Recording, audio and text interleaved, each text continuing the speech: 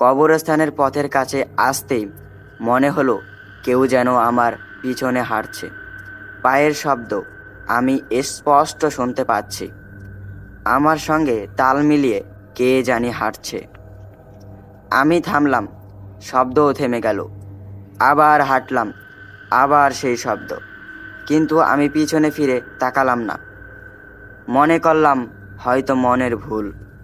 হঠাৎ আমার সামনে অন্ধকারের ভিতর থেকে এক কালো ছায়া ধীরে ধীরে আমার দিকে এগিয়ে আসতে লাগলো। তার কোনো মুখ নেই, চোখ নেই, কেবল ঘন কালো আকার। বাতাস ঠান্ডা হয়ে গেল, শরীর কাঁপতে লাগলো। আমি জোরে চিৎকার করে উঠলাম, আল্লাহু আকবার! ওটা কি?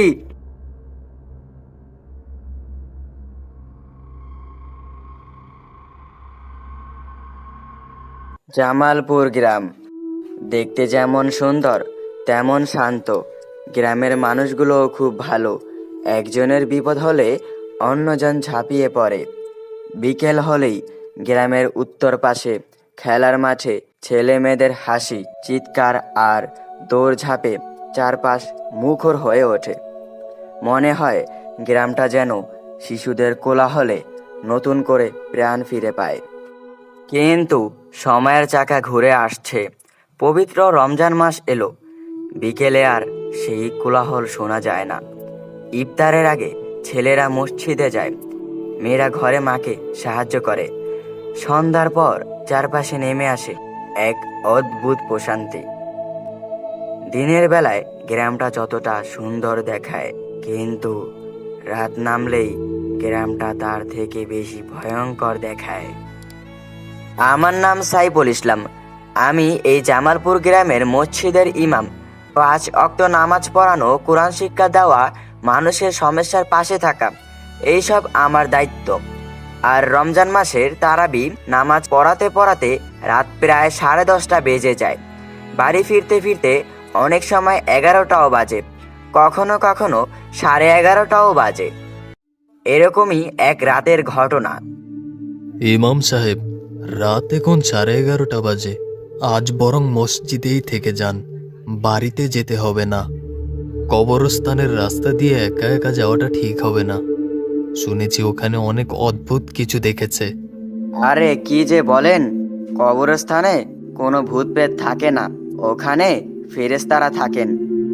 জানি তো, তারপরেও অনেকে বলছে ওখানে ছায়া দেখেছে। আমি এসব বিশ্বাস করি না।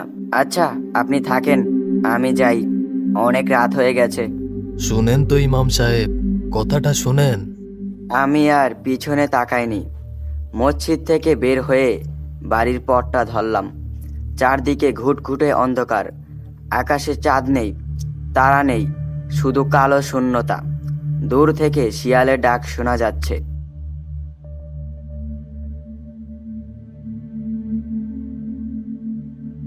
কবরস্থানের পথের কাছে আসতেই মনে হলো কেউ যেন আমার পিছনে হাঁটছে। পায়ের শব্দ আমি স্পষ্ট শুনতে পাচ্ছি। আমার সঙ্গে তাল মিলিয়ে কে জানি হাঁটছে। আমি থামলাম, শব্দও থেমে গেল। আবার হাঁটলাম, আবার সেই শব্দ, কিন্তু আমি পিছনে ফিরে তাকালাম না। মনে করলাম হয়তো মনের ভুল। পরের দিন সকালবেলা।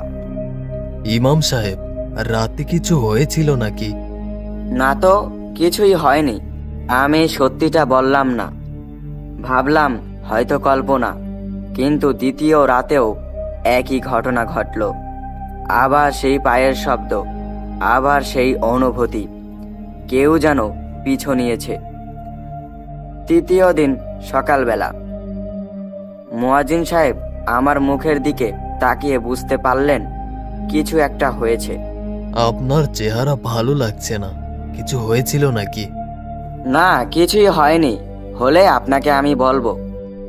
কিন্তু সেই রাতটিই ছিল সবচেয়ে ভয়ঙ্কর। তারাবি শেষ করে বের হলাম। আজ চারদিকে অস্বাভাবিক নীরব। শিয়ালের ডাক নেই, পোকামাকড়ের শব্দ নেই। পুরো এলাকা নিস্তব্ধ, যেন প্রকৃতিও আজ শ্বাস বন্ধ করে আছে। কবরস্থানের কাছে পৌঁছাতেই হঠাৎ আমার পা মাটির সঙ্গে যেন আটকে গেল। নড়াতে পারছি না, বুক ধপ ধপ করছে, গলা শুকিয়ে কাঠ। হঠাৎ আমার সামনে অন্ধকারের ভিতর থেকে এক কালো ছায়া ধীরে ধীরে আমার দিকে এগিয়ে আসতে লাগলো। তার কোনো মুখ নেই, চোখ নেই, কেবল ঘন কালো আকার। বাতাস ঠান্ডা হয়ে গেল, শরীর কাঁপতে লাগলো। আমি জোরে চিৎকার করে উঠলাম, আল্লাহু আকবার! ওটা কি? ঠিক সেই মুহূর্তে দূর থেকে দৌড়ে আসার শব্দ, লণ্ঠনের আলো, গ্রামের মানুষ আর সামনে মুয়াজ্জিন সাহেব।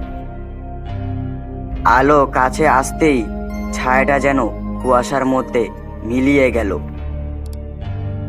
আপনারা কিভাবে জানলেন আমি বিপদে পড়েছি? আপনার চেহারা দেখেই বুঝেছিলাম কিছু একটা তো হয়েছে। তাই বুড়ো মাওলানা সাহেবকে বললাম। উনি বললেন, গত 3 দিনে যে এই পথ দিয়ে গেছে, দ্বিতীয় দিনই তার উপর আক্রমণ হয়েছে। 3 দিন আগে এখানে একটা যুবক মারা গেছে। হ্যাঁ ইমাম সাহেব, আমার সাথে এরকম হয়েছিল। আর সিদ্দিকের বাবাও এক রাতে ছায়া দেখেছেন। এই কথা শুনে আমার শরীর শিউরে উঠল। আমি মনে মনে মহান আল্লাহর কাছে শুকরিয়া আদায় করলাম। পরের দিন সকালবেলা আমি আর মুয়াজ্জিন সাহেব খোঁজ নিয়ে জানতে পারলাম একজন লোক নেশা করে কবরস্থানের পাশে পড়েছিল। পরে তাকে মৃত অবস্থায় পাওয়া যায়। কিভাবে মারা গেল কেউ জানে না। তারপর আমাদের এই মসজিদের বুড়ো মাওলানা সাহেব মানে সভাপতি, তাকে আমরা সমস্ত ঘটনা খুলে বললাম। তারপর তিনি বলছিলেন, পাপের পরিণতি ভয়ঙ্কর, কিন্তু মনে রাখবেন ভয় দেখিয়ে নয়, ইমাম দিয়ে সব কিছুকে মোকাবিলা করতে হয়। এরপর থেকে আমি আর কখনো একা সেই পথ দিয়ে যাইনি। তবে আমার মনে গেঁথে আছে সেই রাতের অন্ধকার, সেই নিস্তব্ধতা আর সেই এগিয়ে আসা ছায়া।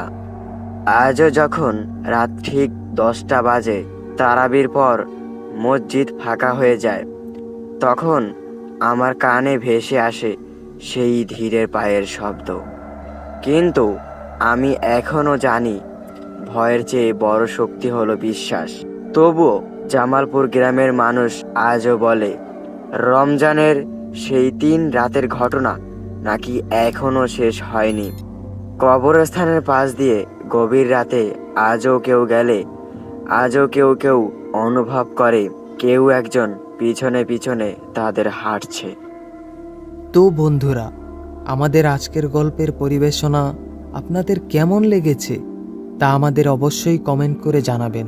আর আপনারা কি ধরনের গল্প দেখতে চান বা কীরকম টাইপ গল্প দেখতে চান তা আপনারা কমেন্ট করে জানাতে পারেন। আমরা ওইরকমভাবেই গল্প বানানোর চেষ্টা করব। দেখা হচ্ছে আপনাদের সাথে নতুন কোনো গল্পে।